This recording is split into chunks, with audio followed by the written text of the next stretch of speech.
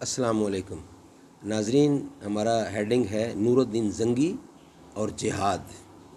آج کا جو ہمارا سبجیکٹ ہے ویلاگ وہ ہے نور الدین زنگی اور جہاد۔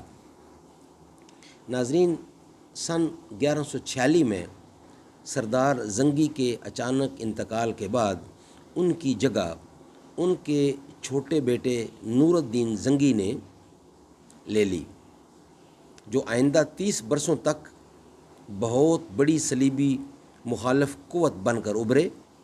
صلاح الدین کی زندگی پر ان کا بہت اثر تھا۔ نور الدین نے خطے میں جہاد کی ایسی بنیاد ڈالی جسے پھر صلاح الدین ایوبی آگے لے کر چلے۔ جہاد کے جذبہ میں شدت کے ساتھ ساتھ مسلمانوں میں دوبارہ فتح کی خواہش بھی پیدا ہو گئی۔ سن 1160 کی دہائی کے دوران صلاح الدین اپنے بھائی تران شاہ کی جگہ دمشق کی پولیس کے چیف بنے اور اس طرح انہیں انتظامیہ کا کچھ تجربہ حاصل ہوا۔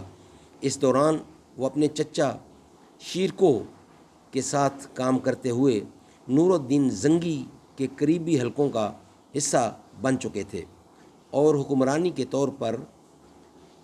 کے طور طریقوں کو قریب سے دیکھنے کا موقع ملا۔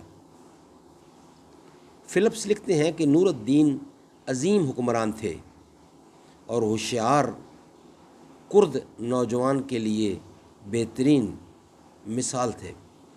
ناظرین، ہمارا جو نیکسٹ ہیڈنگ ہے فرینکس زندگی اور مصر کی کشش، وہ انشاءاللہ ہم آپ کی خدمت میں نیکسٹ ویلاگ میں پیش کریں گے۔